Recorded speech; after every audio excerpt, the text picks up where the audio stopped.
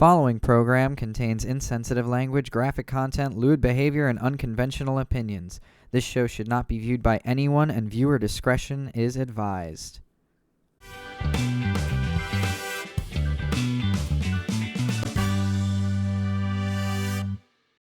stupid, dumb animal!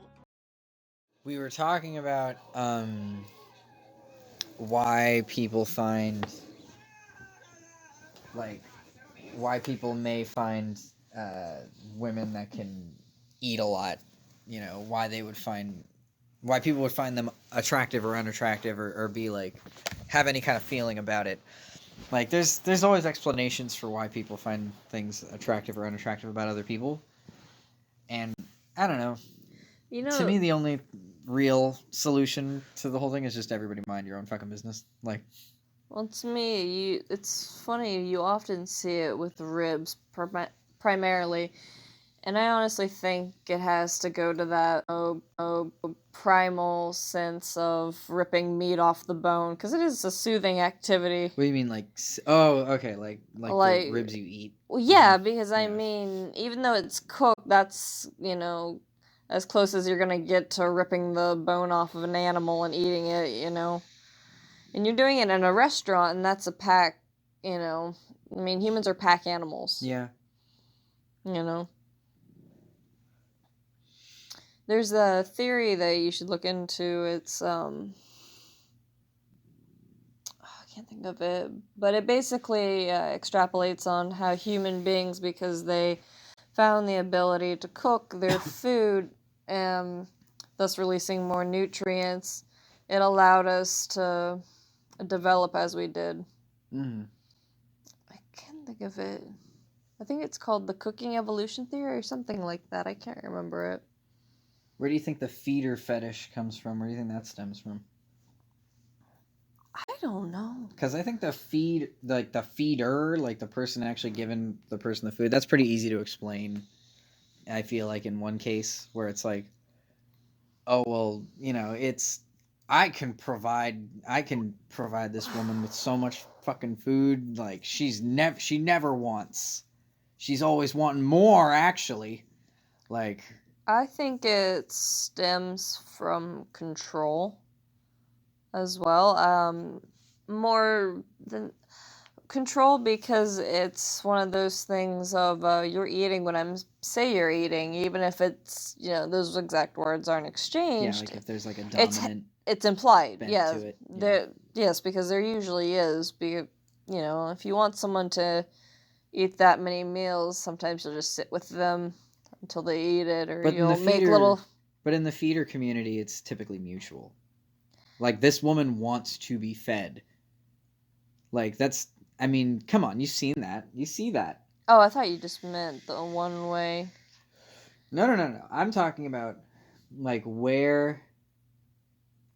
that, because being being part of the feeder fetish, it's you have to, I think part of that is the other party consenting or wanting to eat everything, because the other way, it's less it less has to do with being sexually gratifying, and more has to do with just wanting to control a person, which might not necessarily be sexually gratifying. You get what I mean? The feeder thing, I mean, I can get where that comes from, I suppose. It's easy to walk to that. You get what I mean? Yeah. All right, I get it. I want a thick bitch. And not just that, I want to make a thick bitch. I want to build a bitch. I mean, it might also stem from the desire to fat one up. There's villages in rural parts of Africa where they will intentionally fatten the woman up. These young girls before their first period, and as soon as they have their period, they sell them into an arranged marriage. Mm-hmm. But these little girls are, maybe 9 years old, and they already weigh about 130 pounds. Jeez. Yeah. But that's a sign of prosperity and wealth. because you can afford to have a fat Yeah, kid, you know? that's what makes sense about it to me, is that it's like it lends the air of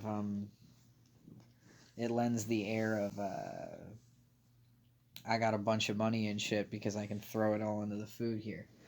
Yeah. The fancier than thou.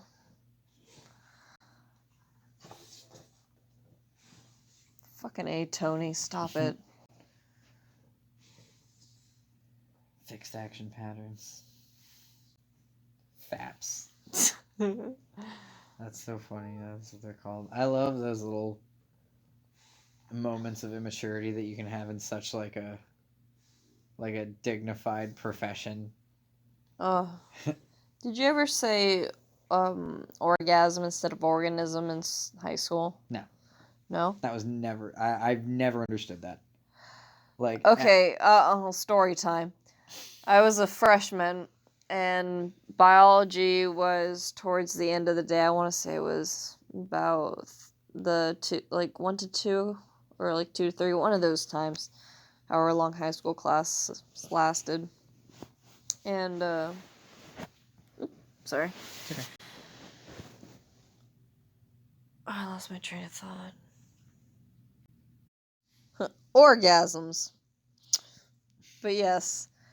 No, when I was a freshman, we had we had our biology book, and we had, read this section, and we were going around, and I knew I was coming up next, and I knew the paragraph, because I was reading along, and I'm like, shit, my teacher's gonna pick this paragraph. Come on, Miss Moreau, don't do that for me,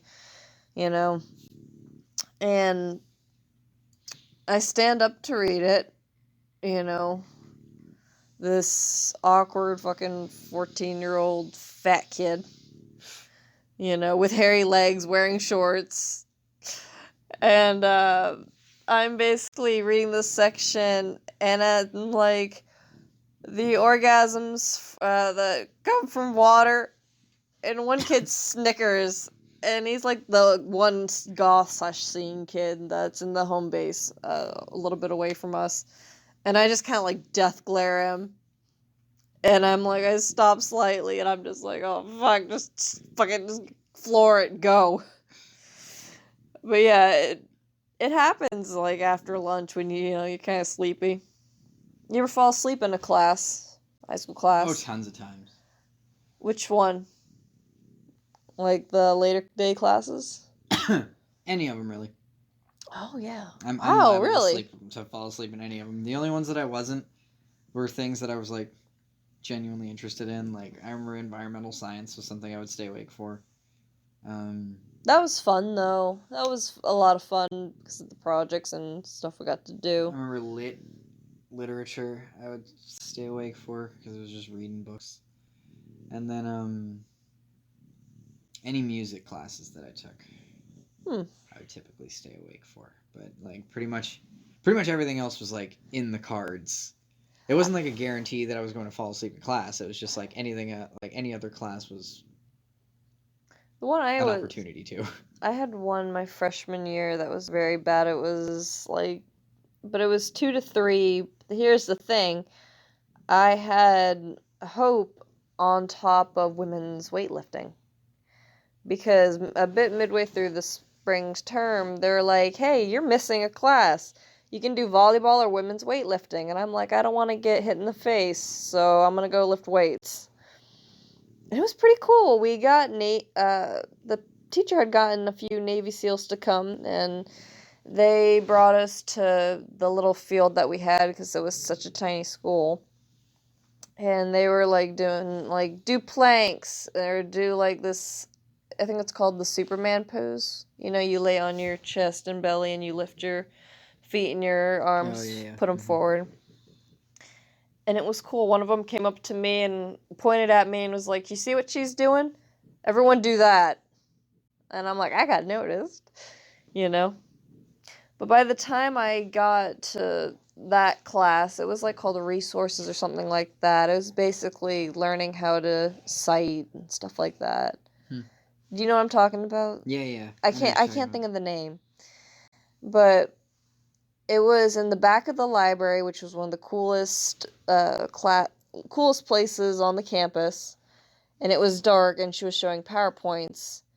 And here I am, still in my gym clothes because, I have 2 gym classes a day at that point. Fuck it, I'm not changing.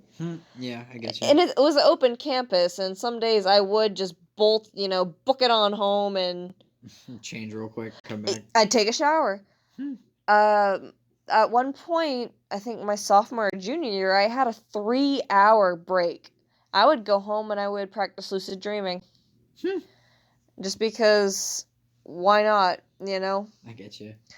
It was cool. I remember one very successful one.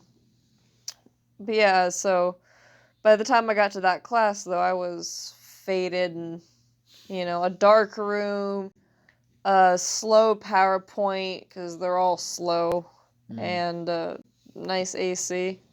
Yeah, it was like a damn light. So, what about you? I liked my second high school. That seemed a lot more accommodating. It was a public school, though. Like, it was easy to,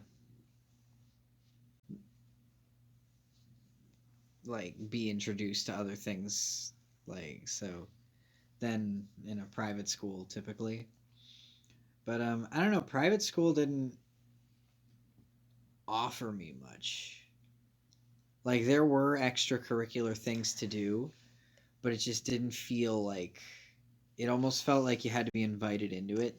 I was about to say it seems like it's very closed-minded and cliquish. It did seem... Like, it wasn't closed-minded, it just seemed exclusionary in the way that, like... Well, cliquish then, yeah. I suppose.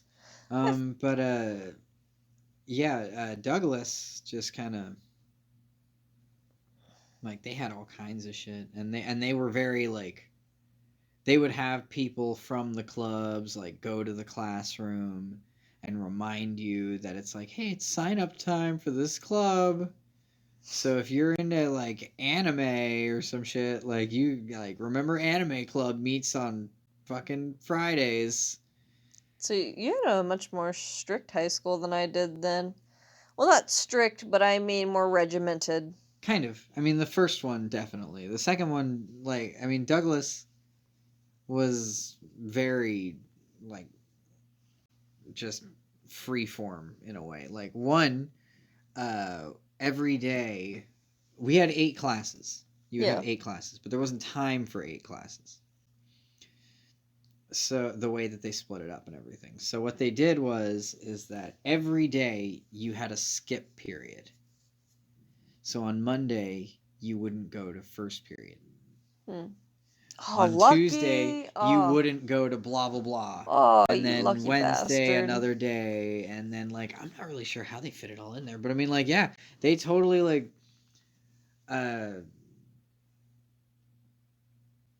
they totally just kind of made it work like that. And I remember that, there was, like, times where, you would kind of, like, get a bit of relief, like, from it, because, like, the teacher would be like, I was gonna make the test tomorrow, but tomorrow's skip 4, so guess it's Friday instead. And I'm like, fuck yes, extra day. Like, it was just... That's interesting. I don't know, man. My high school was designed such like a tiny college, so it was so easy. It was easy to integrate into a university, but that was the thing. Groups kind of got formed like it was an unofficial, official anime group, because it was this group of kids that liked this show, and they all had break from 2 to 4, or 1 to 3. And sometimes you, like, make tiny clubs where you can. And then we had kids that would go off campus in their mess. We had the crackers that would do that, and we had the few kids I've seen that had gone to the nearby PetSmart. Is it? No, that Petco. Something like that. Pet something. One girl bought a tarantula on a break, brought it back. And it was a really cool school. It was very liberal. And when it first opened in like 96, I think, they had the same dress code as 7-Eleven, basically. Mm-hmm. So people could, what is it? Shirts, shoes, like bikini bottoms, okay? Yeah. Like, they were very liberal with it, and so you could bring in, like, Game Cubes and whatever else, PlayStation 2s, and then, some jackass ruins it, as the tale always goes, you know. It's interesting in what the school's size difference makes. Let me reword that better. Your school's bigger than mine. Yeah. It's more diverse, I mean, the problem with like large schools like that though is that, eventually there's a staff ratio problem. That's true. And there's just like, and I mean you can say that the kids should be more involved. Teachers should get them more involved, but at a certain point there are some kids that are going to be left by the wayside in certain classes. You know what I mean? I remember though I had an English teacher, and in I think it was my junior year, I think so, and he just could not get like any kind of semblance of control over that classroom. Like at one point, he would stand up there and do the routine like a fucking like android, like just do the class with like zero regard as to what we were doing at all. I mean, Like just kind of get up there, read the lesson, hand out the homework, and if you did it, you did it, and if you didn't, you didn't. So like, but everybody just kind of if it works, did whatever. If it works, I mean, sometimes you have to be like that because you can't waste all your time trying to get attention in order because it can slip out of your hands real fucking fast, Yeah. Plus, he's got a finite amount of time. Like plus. Yeah, exactly. Like and then you like look at how they would group certain classes based on like how the students had done the previous year in the same subject. Interesting. So like if you got like a B in English last year, you're going to get mixed up in a class with kids that got A's and B's and maybe some C's. Huh, you sound like you went to communist school. It was weird how Douglas would do things. 'Cause I remember, wasn't one of your colors red? They were like what, maroon and white, cream, something like that. Ours was forest green and cream. We make Christmas colors together. Oh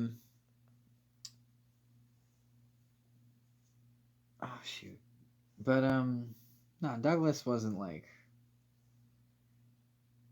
They just did a bunch of things really strange.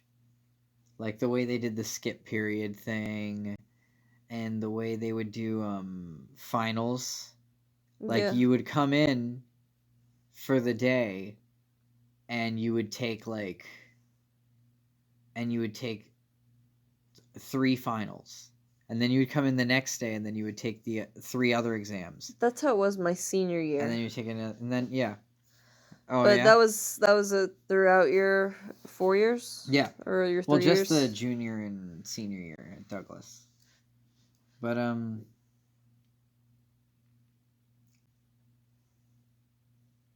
yeah, I remember my English teacher at one point just like leaving. Like just leaving the classroom because he was like sick of it. And I was kind of like unsure if like I should follow him or not. Is this on the test? But I think like the reason for like splitting the kids up by a grade was just to what's it called? For the kids to help each other? Sort of. I think it was so that the teacher could plan accordingly. Yeah, This is trouble class. Better get that curriculum out. Get that binder. This is easy class. Get that binder out.